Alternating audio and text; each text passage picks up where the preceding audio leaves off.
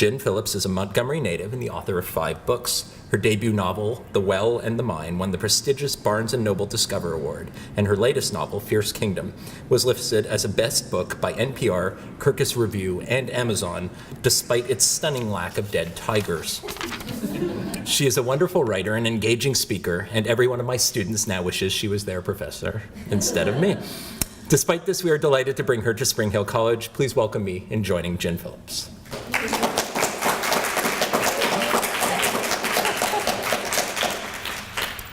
Thank you, Michael. Thanks to everyone.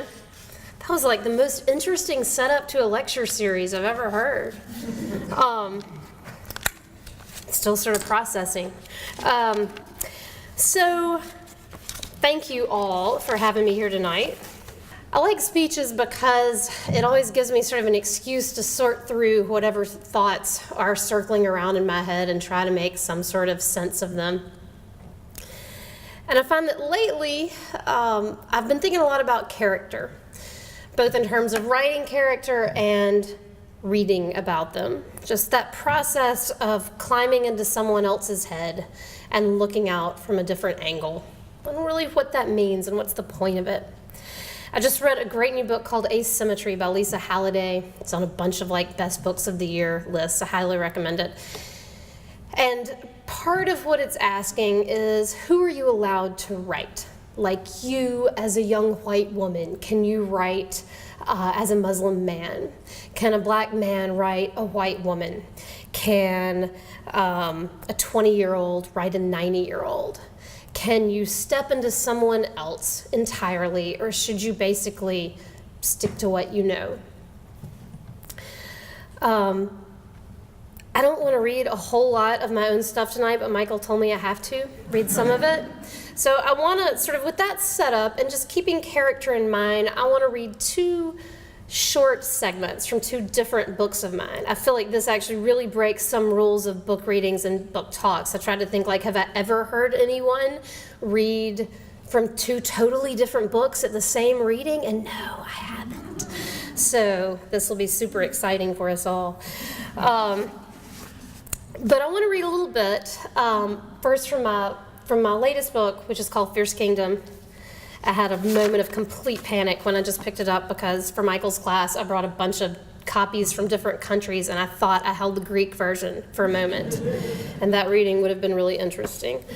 So Fierce Kingdom is about a mother and son in a zoo one afternoon, and it follows them through a public shooting. Over the course of 3 hours, that's the whole course of the book from start to finish, these 3 hours, one night, following this mother and son and other people who are in the zoo who they wind up connecting with, both good and bad. So this is Joan and Lincoln. They hurry past the merry-go-round towards the food court and the kids' zone splash park. I'm going to interrupt my own self very briefly to say, this is very early in the book. There are, as of yet, no shooters on the scene. They're just strolling through the zoo. They know they're pushing the limits of zoo closing, and so they're hurrying just to make the gate. They hurry past the merry-go-round towards the food court and the kids' zone splash park, with the fountains of shoulder-high water still arcing onto the blue raspberry-colored splash pads. Medusa's been here, Lincoln announces, and she looks beyond the spraying water to the shaded spot with the stone statues of a turtle, a frog, and a lizard. These days, anytime they see stone figures, it's a sign that Medusa has passed by. Spider-Man has been here, he says to Spiderwebs. Those poor guys, she says, because it is what she says every time they pass Medusa's victims. They should have kept their eyes closed, he says, because it is what he says every time. She glances at the darkened glass of the Koala Cafe with its shelves of plastic-wrapped sandwiches and Jell-O and hard-boiled eggs, but she sees no sign of movement inside. The plastic chairs are upside down on the square tables. The staff usually closes down the restaurants and locks the buildings 15 minutes before closing time, so she's not surprised. Off to their right is the playground with the rock mountains and swinging bridge. Once upon a time, Lincoln was interested in Antarctica, and the big rocks were icebergs. Then last spring, he was playing knights and castles on the swinging bridge, yelling at invisible kings to bring out the cannons and to fill the catapults with rocks. Now that same bridge is always Thor's rainbow-colored pathway to Earth. In a year, he will be in kindergarten, and these days of superheroes will fade and be replaced by something she can't guess. And then at some point, the zoo itself will be replaced, and life will have gone on, and this boy holding her hand will have turned into someone else entirely. They're making good time now, scurrying past the gift shop and the wooden cutout where a kid can stick his head through a hole and pretend he's a gorilla. They slow by the algae-clogged aquariums at the edge of the children's area. Lincoln cannot resist looking for the giant turtle. "We've got to get going or we'll get in trouble," she says. The magic words. He nods and speeds up, his face so serious and resolute. There's a popping sound, louder and closer than the first one, maybe a dozen sharp cracks in the air. She thinks it might be something hydraulic. Now they've come to the edge of a pond, the largest one in the zoo, nearly a lake, and she catches a glimpse of swans cutting through the water. The path forks. The right branch would lead them around the far side of the pond, up through the Africa exhibit, but left will take them to the exit in a few more seconds. She can see the green and red flash of the parrots up ahead, unusually quiet. She likes their little island in the middle of all the concrete, and it is always their first and last stop, the final ritual of every visit. "Start practicing your parrot calls," she tells him. "I don't need to practice," he says. "I just want to see the scarecrows." "We'll have to look at them while we walk." A long row of scarecrows has been propped along the fence that circles the pond. Many of them have pumpkins for heads, and Lincoln is fascinated by them. He loves the Superman one and the astronaut one, with the pumpkin painted like a white space helmet, and especially the cat in the hat. She glances along the fence, spotting the bright blue pumpkin head of Pete the cat. About halfway down the fence, several scarecrows have fallen. Blown down by the wind, she assumes. But no, it hasn't been stormy. Still, the scarecrows are collapsed, half a dozen of them scattered all the way down to the parrot exhibit and beyond. No, not scarecrows. Not scarecrows. She sees an arm move. She sees a body way too small to be a scarecrow, a skirt hiked indecently over a pale hip, legs bent. She is slow to lift her eyes, but when she looks further, past the shapes on the ground, past the parrots, towards the long, flat building with public bathrooms and doors marked employees only, she sees a man standing, facing away from her, unmoving.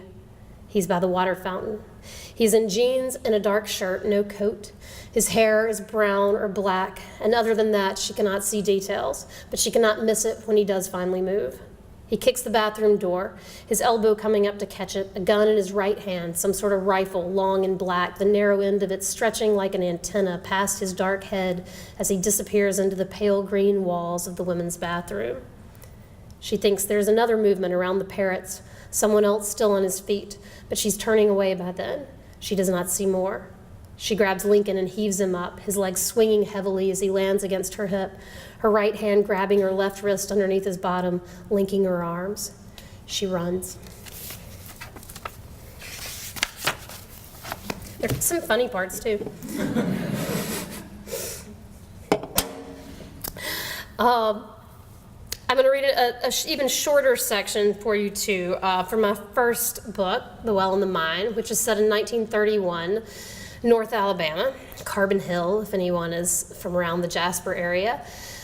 It follows the Moore family. Albert is the father, Lita is the mother, and they have 3 kids, 2 girls and a boy. And the book starts out with the youngest daughter sitting out on the porch late one night, and she believes she sees a woman throw a baby down the family well.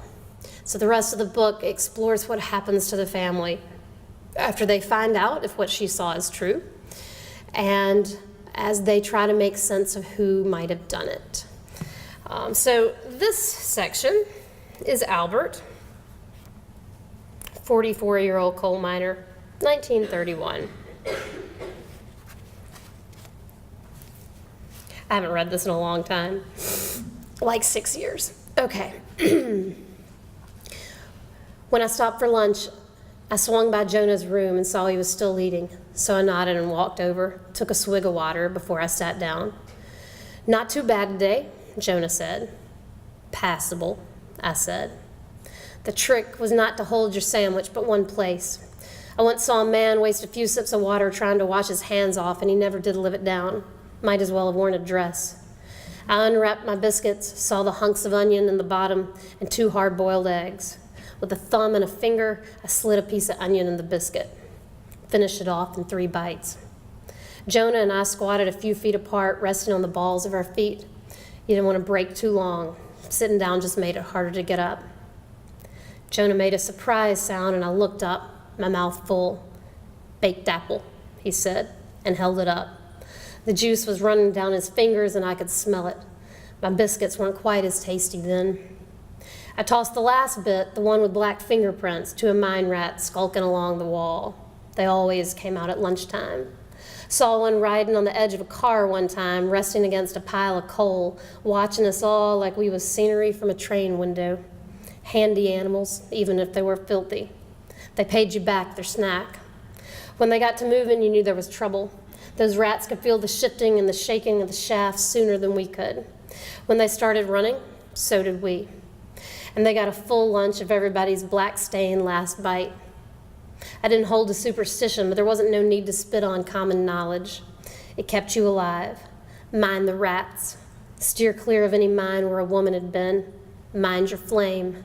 A lamp would flicker out if you hit a pocket of dead air, and you best back out fast, keeping low to the ground if you didn't want to be just as dead.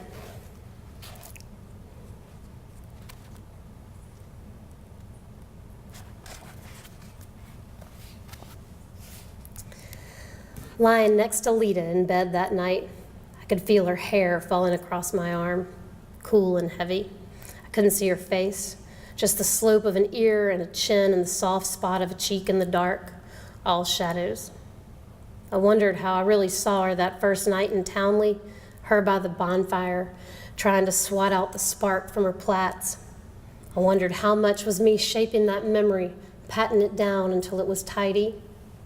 For years, I thought of her sweetness as written there in the darkness of her eyes, the softness of her mouth. Remembered, imagined that from that first night, I knew the crook of her elbow would fit a baby like God carved it for that purpose. I've been so sure of that always, sure of the rightness of it all. And that all of a sudden seemed like some made-up magic thing Tess would come up with. Did God really work like that? Steer your woman into your life? Match you up like bookends? Did he steer that woman to our well? Maybe Lita was just a beautiful girl with a pleasing way about her. No hand of God pulling me to her, no future written on her face. It made me cold there in our bed, layered with quilts and warm with our bodies, to think that it could have been nothing but blind man's bluff. "Lita," I called to her real quiet, hoping she'd turn to me and I'd see her face. She breathed out her answer. "Lita Ree." She shifted that time, tilting her head enough that I could see her lips just barely smack together before she answered me. "You all right?" she said. Her voice was enough then. Didn't need her face. My mind emptied, lay flat and calm. I settled, easing closer to her. "Fine," I said. All right. So,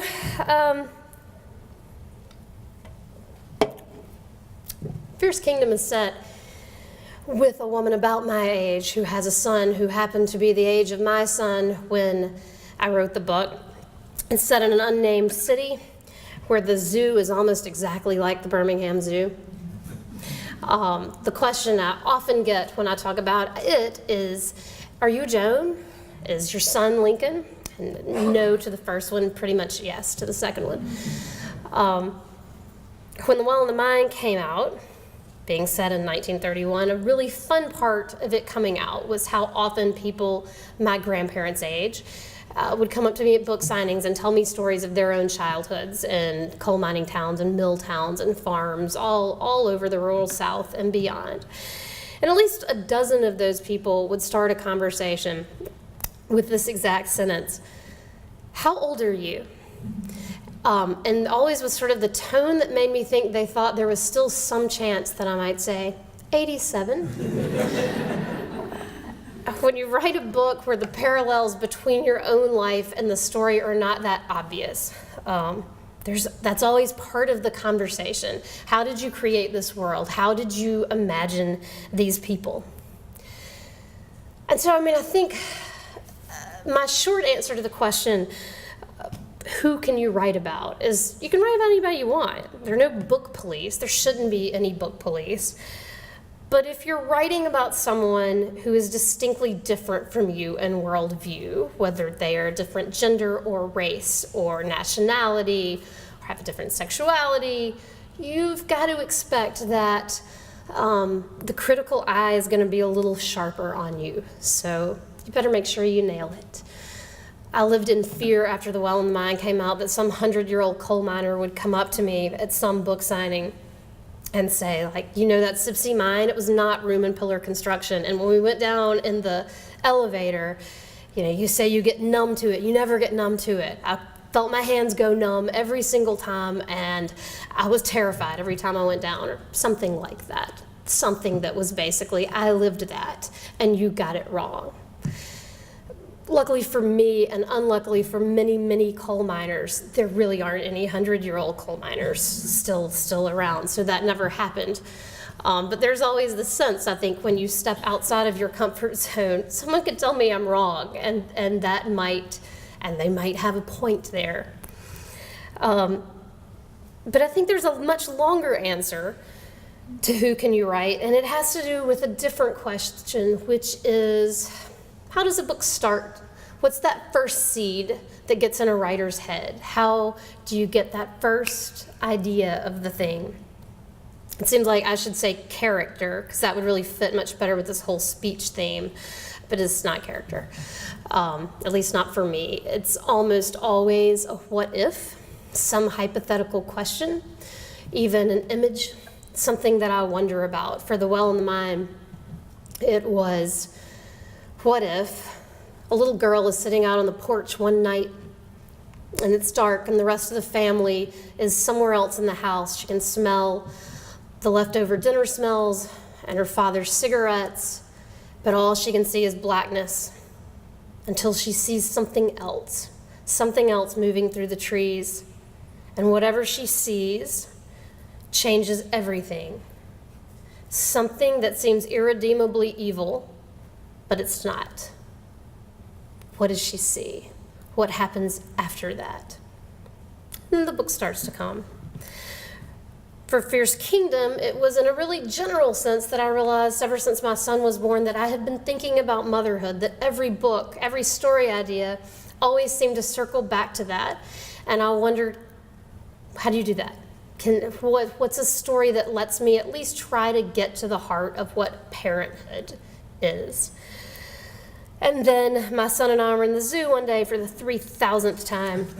And you have a lot of time to think when you are staring at the Komodo dragon or the flamingos for like the 87th day in a row.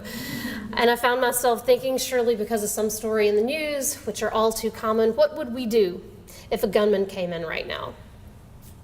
Where would we go? And how would that change if he was with me instead of if I was by myself? How far could I carry him? Where could we hide? And eventually all those questions sort of sharpened of what if that's an interesting way to look at motherhood? What if you looked at motherhood through this really sharp, narrow lens, through 3 hours, one night, inside this certain set of walls? What could you do with that? Instead of having like a bunch of ladies sit around and talk about motherhood. How could you explore that in a way that was as intense and as life or death as possible? So there's the spark. There's sort of the question. But I do think after that, then your mind has to shift to character, because it's only through character that you can get at the question. Because again, otherwise you wind up with a bunch of people sitting on a couch asking each other questions, which always sounds better in your head than it actually turns out on the page. It's the characters who are going to deal with that question and who are either going to decide for you that it's an interesting question that people want to explore, or that it's really not worth reading about at all. Starting a book is a little bit like starting a marriage. The most important part is choosing wisely in the first place. This is just like free romantic advice thrown in here under the guise of literary thought. You're going to spend a long time with this person. Do not pick someone who bores you. You're going to spend a long, long time with whoever your book is about. And if you are bored after a few hours, it is a terrible sign for what's to come. You better pick someone you find fascinating and someone whose head you love to inhabit. One of my favorite reading memories is not really my own memory. It is with my son when he was 2. And we had this book called Christina Katharina and the Box. I also read it as a child, and it is very much like you might think. It's about this girl named Christina Katharina and a box. It's a cardboard box that she turns into all different things, from a race car to a fort and a castle.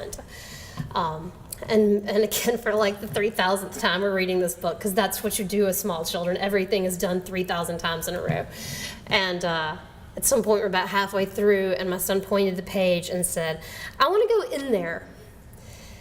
And it's so perfectly captured to me what the magic of a book is like that feeling of, I would like to leave this world that I am currently inhabiting, and I would like to step into that world and live there. I would like to be inside that cardboard box right there, because what she's doing seems much more interesting than what I'm doing right now.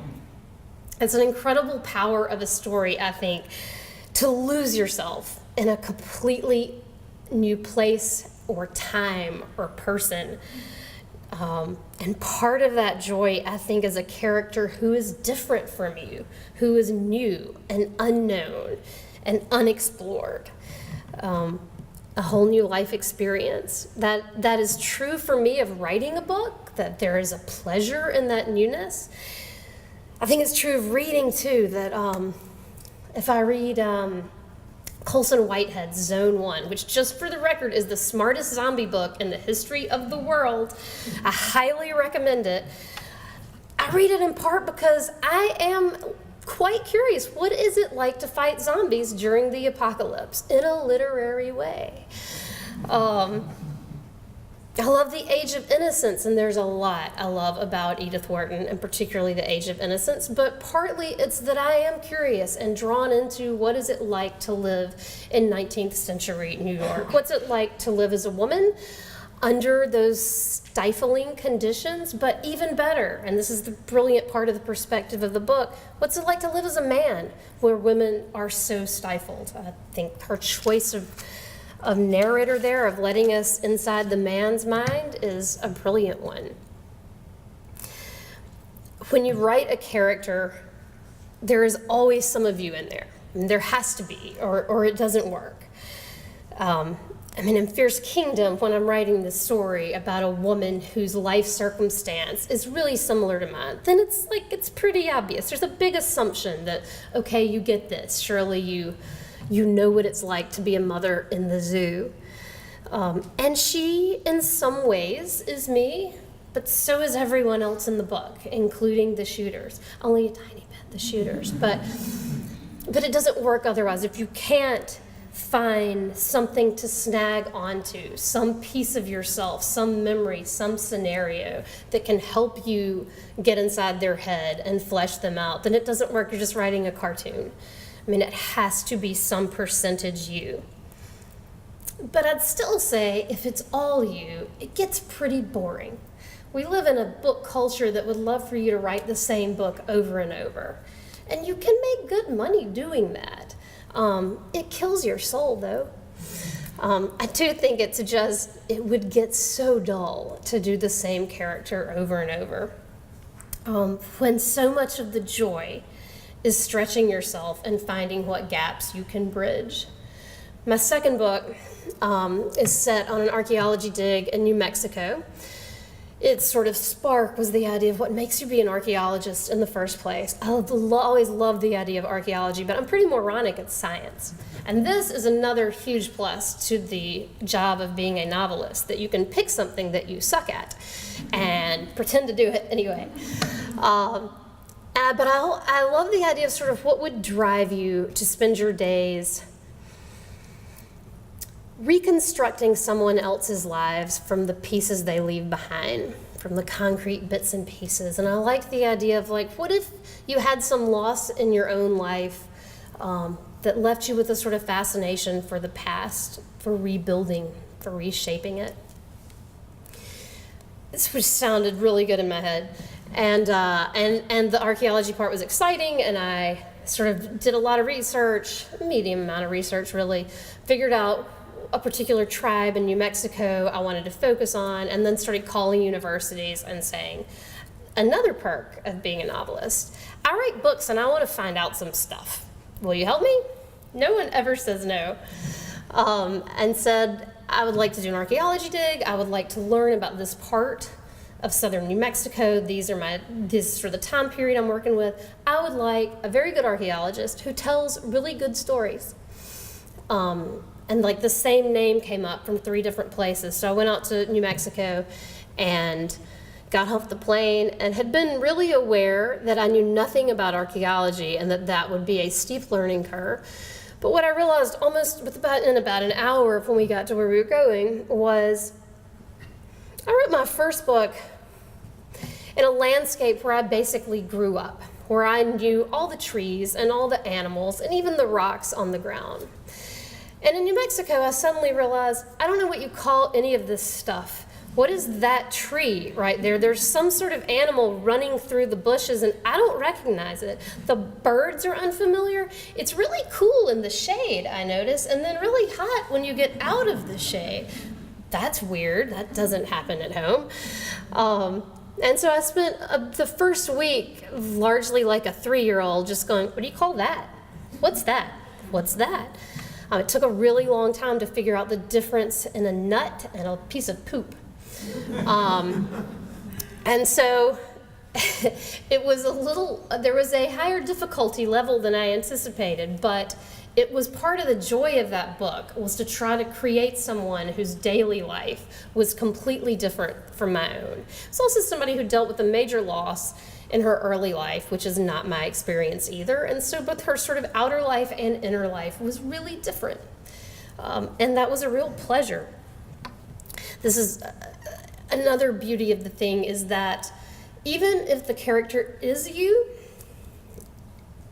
if it's the you from a decade ago or decades ago, it's still someone new. When I was in my 20s, I wrote a lot about mothers and daughters.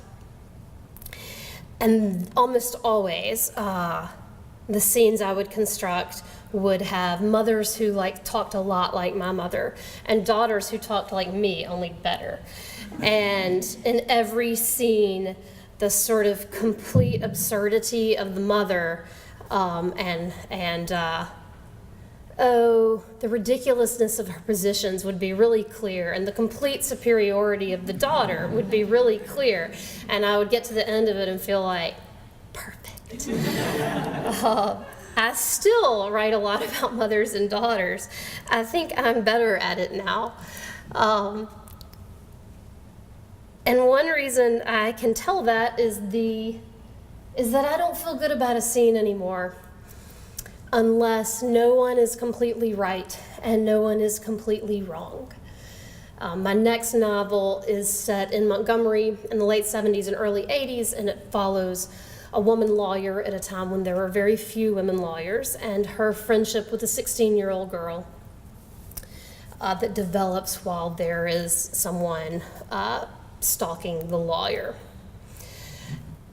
And and the 16-year-old girl has some things in common with me at 16, and her mother has some things in common with my mother. Don't tell my mother. She's not super self-aware. Normally she doesn't pick up on these things at all. But I now read those scenes, and that some of them that are bits and pieces from real life, and I can't judge anyone in them. Maybe it's not that neither one is right or neither one is wrong. It's that everyone is right and wrong. Everyone has some measure of sympathy and some measure of judgment. a scene with an evil villain and a perfect hero isn't very interesting. I realize I say that having just talked about writing a story with murderous psychopaths in it, but I've only done that once. And mostly, what makes a scene more interesting, what makes a book more interesting, is where you root for one person at the same time you blame them.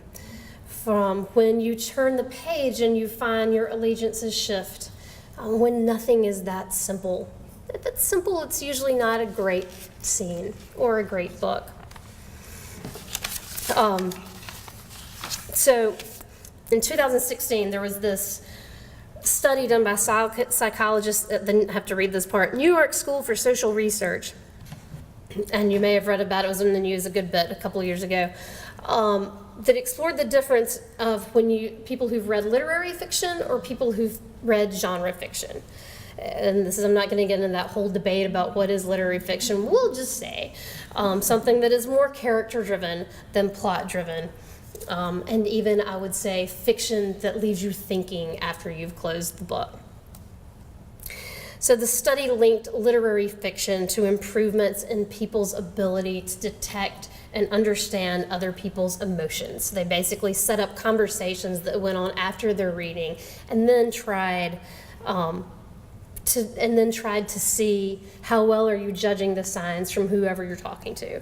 So they do 5 experiments. There are 1,000 participants, and you're assigned either Danielle Steele or Don DeLillo. It's just such a good pairing.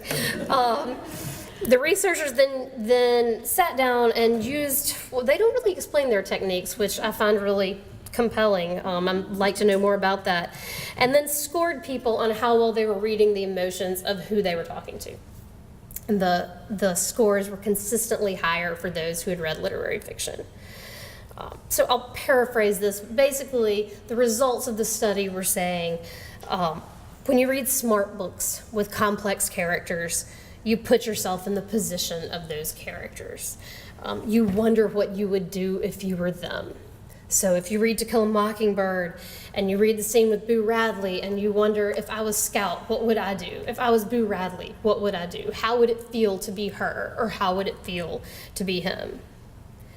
That idea of how would it feel to be someone else is not a question we're asking that much these days in our world.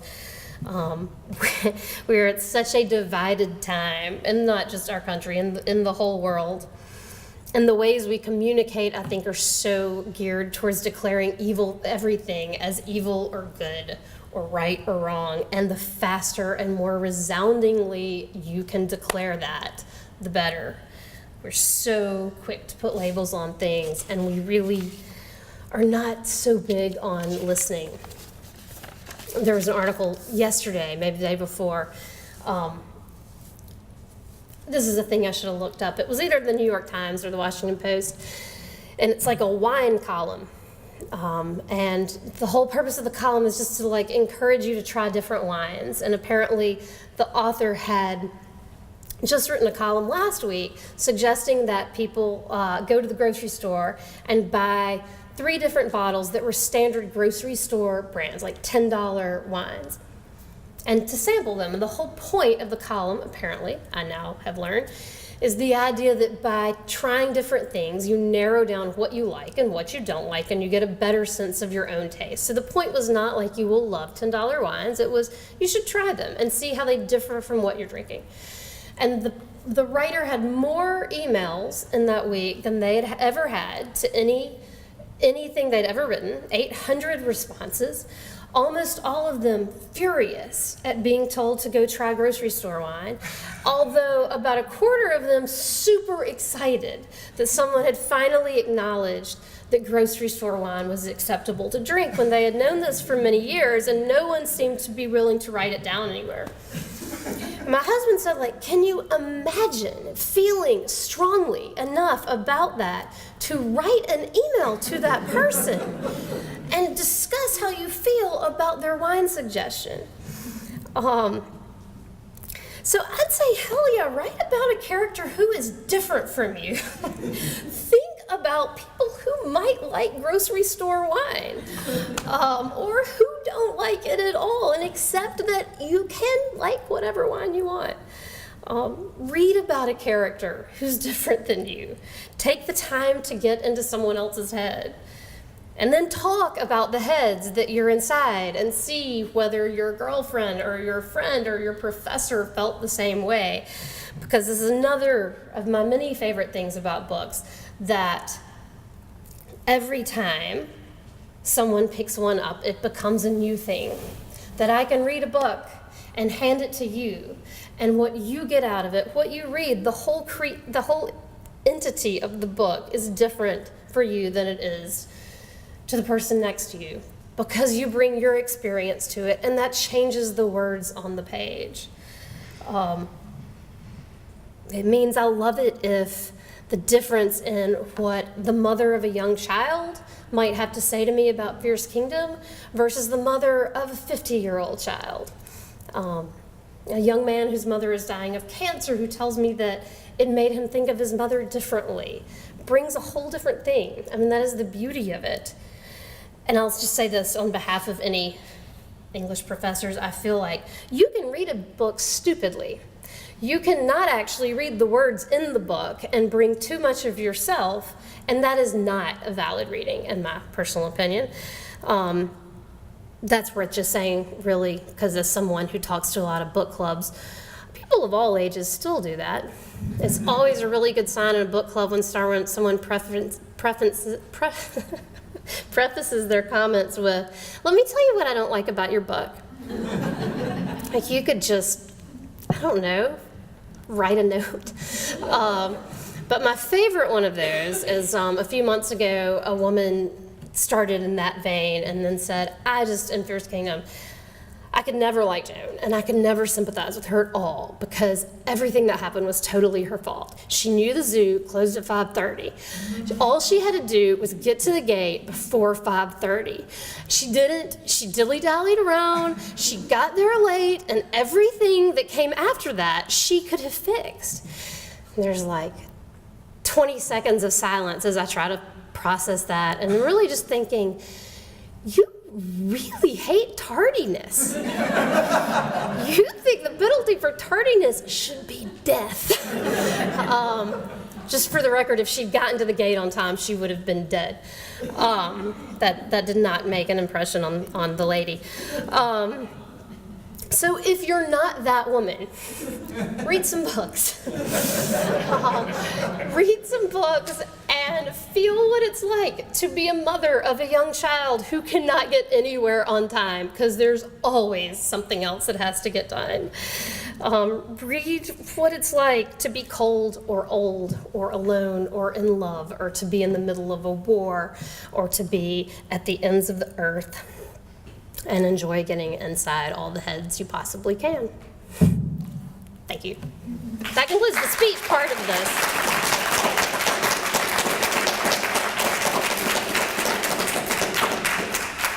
All right, so now I've been promised questions, and then I will provide answers.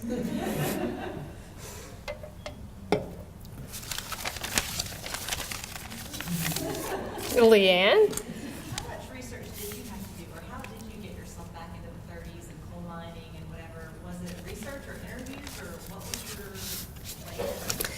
So for The Well in the Mind, it was both interviews and reading. I mean, the sort of genesis of that book, in a way that I didn't realize was the genesis until I got into it, was a lot of family stories. My grandmother and her siblings grew up in a suburb of Carbon Hill called Kansas. And my great-grandfather was a coal miner. The house where the Moores live is based on where I spent plenty of holidays, where my grandmother and her siblings grew up. And so a lot of that, no baby was ever down a well. There's nothing plot-wise in that book that comes from family at all, but a lot of the world building, a lot of the it was a gift of that book that it gave me an excuse to write down all the stories that I'd heard for a long time, to ask more questions, to record them, which now I'm very glad for in ways that have nothing to do with the book. But a lot of things in terms of just the texture of the time, what does it feel like to scrub the floors? How would you clean the floors? What would you take for lunch? You can do a lot of research, but if you're building a scene, so if I'm building a scene where a leader wakes up in the morning, the questions would go something like,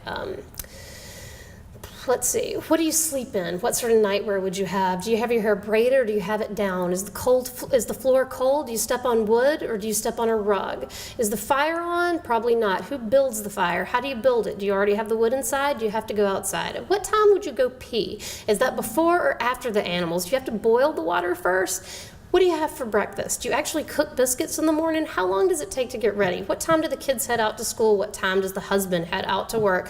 What's the order of the chores for the first 2 hours or so of the day? At what point do you get dressed in all of that? Yeah, something like that. So those sorts of questions that are really specific and can take a long time to find an answer to, grandparents are great for.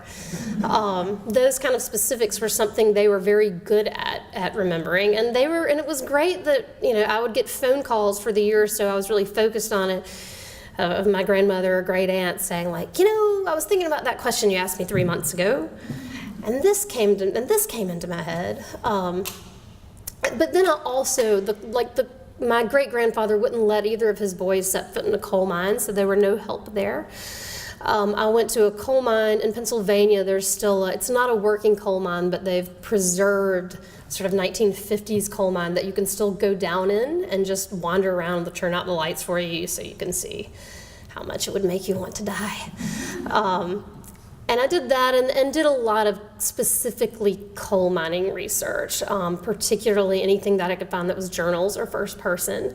And same thing, there are certainly plenty of sort of history books that are helpful, but texture questions like sounds, smells, the way your clothes feel against your skin, the feel of what is it like to be underground, or what is it like to farm, or what is it like to milk a cow. I worked for months to try to find a cow to milk. It's very much more difficult than you might expect. So those, written oral history, and I think in any sense, is always better because it is more specific and it is more three-dimensional, and you can direct it in the ways you would like, but plenty of book research too. Maura? You've written a couple of books for young readers. Mm-hmm. I wonder how different is that experience from writing fiction for kids? So yeah, I've written 2 books set in Birmingham for middle grade readers, meaning, ideally sort of 8 to 12-year-olds. And they're really fun. They came about as a sort of a fluke. One weird thing about writing novels is there are these huge gaps of time because weirdly, your editors have all these other books that they're also wanting to read. And so there are a lot of times where I would turn something in and then I'm going to wait for 4 to 6 weeks, occasionally longer than that, to get feedback. And sometimes there might be something I want to research. Often I have a list of household stuff, like a bunch of stuff to take to Goodwill and some light bulbs that have burned out and an assorted list of basements to clean, a bunch of stuff I've put off. But I don't usually want to start a whole new book because then I will get those comments back from editors. And if, say, I'm working on something set in the 1970s, it messes with my head a little bit to have briefly dipped into, let's see, a contemporary novel, set in Maine, and then suddenly have to pull myself out of that. So I don't want to start something completely new, but at one of those gaps, I had an idea for a book set on an abandoned golf course. And I was like, I haven't ever tried a kid's book, and it seems like it might be kind of fast. Like maybe this would be a good way to spend this time. And the timing worked out pretty well it did. I am a fast writer for novels particularly once the idea is there. The Fierce Kingdom was less than a year to write. The Well and the Mine was right about a year. I'm not including editing time, but the editing, again, it has some gaps in it, so it's not straight time after that. Kids' books are more, both of them are more like 3 months of writing time, maybe. And it was a nice reminder of There's less research, at least for mine there was less research, but it's nice to get back to the phase you were at as a kid reading when, eventually I like reading for theme, and I like dissecting a book, and I like talking through all the questions it raises. But to some extent, your years as an English major, to some extent I can't read without a pencil anymore, for example. But it takes away just the pure joy of escape that was there as a kid, I think, of the old joy of staying up till like 4 a.m. because you can't put down your book, and not caring if your parents yell at you, or reading. I was a kid who always got in trouble for reading in bad places, which now I yell at my mom about, like, that was a stupid reason to get in trouble. How many people get in trouble for that? But I did run into people in malls more than once. And so it was a fair enough rule. But yeah, just that joy of, like, I'm not thinking at all. I'm not thinking about where it's going. I'm not thinking about what the author is trying to do with this color scheme or this reappearance of this symbol. I just want to read and find out what happens because I love every page of this. And so I think writing for that age, so there is a joy to that brings back some of that, of just the kind of purity of escape and, of sinking into someone else's skin when you're just learning you can do that, when it's just opening up all the worlds that are out there. It's a different kind of thrill, I think, when you're still new to it. And kids are really fun to talk to. They always come up. Talking to a group of kids about a book is always distinctly different than talking to a group of adults, and so it's always just going along for the ride.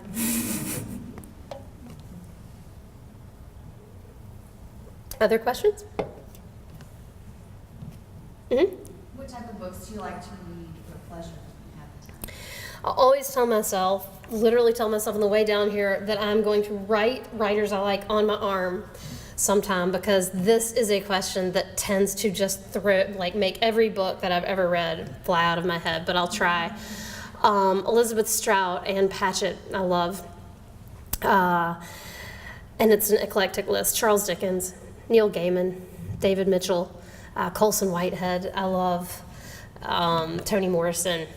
Let's see, who else have I read lately who I really, really like? But I like to read for character. I don't like to read books where I don't like anyone. Even more than that, I don't like to read books where the author doesn't like their characters. And I still read for story. I want prose that pulls me in and where I find sentences to be beautiful. But I still want to get caught up in a world and not be able to put it down. Margaret Atwood, I left her out. Can you talk about the transition from an idea to a book? Maybe. The transition from an idea to a book. I think probably thinking of it in those terms is the most daunting way to think about it. I don't mind that. I've never been someone who dislikes the blank page or feels like concern about where it's going to go. I don't think I've ever had writer's block. In fact, I always have more ideas than I can really deal with. They may not all be good, but I have them. And I, in general, dislike it when people talk about like how being a writer is really hard. People pay you money to make stuff up. Even if they don't pay you money, you're just making stuff up. It's not like it's the easiest thing in the world, but you're not like tarring a roof or working in a bank, which to me sounds terrible. And so I think there is a joy to like the open-endedness. That was a long way of saying, that I think you get the idea, and the idea is all questions. And that part is really fun, I think, that it could spin off in a million different directions. I think to then think that idea, to sit down and think, okay, I've got the idea, this is the first page of my book. And from here out, it's like this linear process to fill up all the pages. is probably more stressful than it needs to be. That it usually feels more to me like, I'm going to see where this goes. And I'm going to try a page or two and see if I get a feel for what voice I want to use. I don't know that I've ever written 20 or 30 pages and then just put it down and said this isn't working, but I always tell myself that's an option, that's a fine thing. And it has happened that I might write 20 pages and say, I don't like this first person, that's not working, and in fact I think I don't want that character to be the narrator, or I think I want to start this 10 years earlier than I'm starting it. I think most of writing and most of getting that book-length manuscript is gut instinct of what's working and what's not, which is why it's not easy, especially when you're starting out, because I don't think there's like a list you can follow of, okay, this is how I know it's good first 20 pages. This is how I know my perspective is right. And so it is very trial and error, I think. For me, it feels like once I've got the first, somewhere between 50 and 100 pages, that what I have then is the beginning of a book. And until I get to that point, it still feels like I'm playing with it and seeing what might happen. And then the stress is gone, because then I'm not starting out with nothing. Then if I've got like 60 pages written down, it feels like 60 pages into a book all of a sudden. And it feels like there's enough done that what's left isn't just this yawning chasm that has to be filled. In some ways, those first few pages are the most fun, I think, when the questions are still out there. On the other hand, when you do have a solid 350 pages written and you can just go back and start fixing it, it's pretty satisfying too.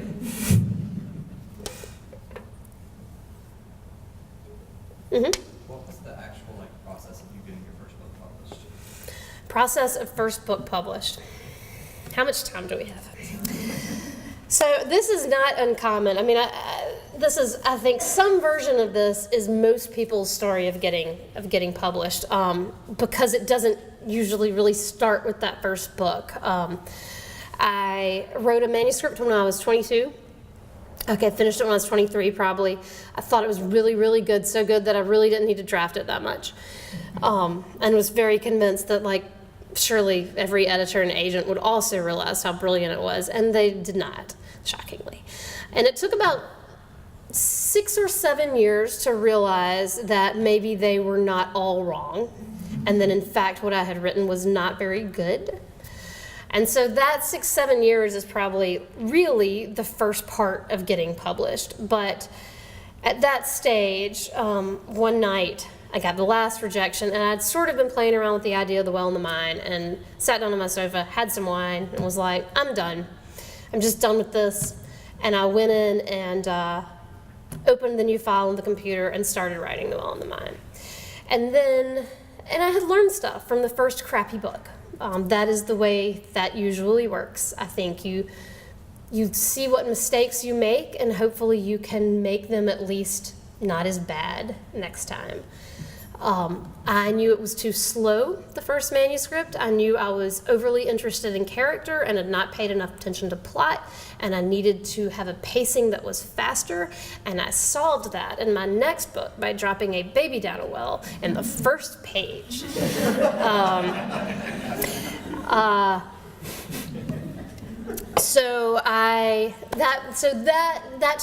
That first draft took about 8 months. This time period is also probably a very standard time period. I had tried to get agents, again, for the first manuscript, never got any. Finished the first draft of this, sent out to say 20 agents. That's about the normal amount you would send out the first batch. Had 3 say they would like to represent me. None of them were super impressive, but I picked one. She sent the manuscript to every publishing house in New York. No one was interested. That took about another 6 months or so. She told me I should probably just try smaller publishing houses. And so again, we're now probably at about a year and a half or so from when I started writing the book. The first small press, and a small press, by the way, is somewhere, usually you would think they might publish like 5 to 20 books a year maybe. This one put out 10 to 12. it was a publishing house in Portland, Oregon I had never heard of, but there was a professor at Birmingham Southern, which is where I went to school, who had just had a book published there. It happened to be in like a BSC newsletter I got that day, and I was like, no, I'll send it to them. And they responded the next day. They accepted the book about 2 weeks later. And it was a great experience all the way around. I didn't make much money from it, but they were really, I mean, you know, that what you hope is I can quit my real job and then just write books for a living. And that took a little bit longer. But they were very smart editors. They did a great job of getting the book out. I sold that in 2006. The book came out in 2008. Again, pretty normal timing. And so, you know, in some ways that worked pretty quickly. There's a phase, if I pick where my starting point is, then I could make that seem like a pretty short arc from, say, you know, when I even finished the Well and the Mine. It's not too bad. But you know, a lot of rejections are part of that, and in some ways I think the rejections are usually a wake-up call for people to realize what I've got isn't quite working, and let me take another look at this. That book came out, it then about a year later was the Barnes & Noble Award, which is for Best First Novel. When that award was announced, then Penguin bought the rights to it and re-released it. That was actual money. And so then things sort of changed. But the small publisher really worked for me on the front end. Again, I had no complaints about that process of bringing the book into being, other than they didn't know anything about the South and asked a lot of funny questions. That was really more of a plus. Is there anything else? I think we're probably close. So how would you go about like finding people to interview for their experiences if you don't have connections to anyone who's like hesitant?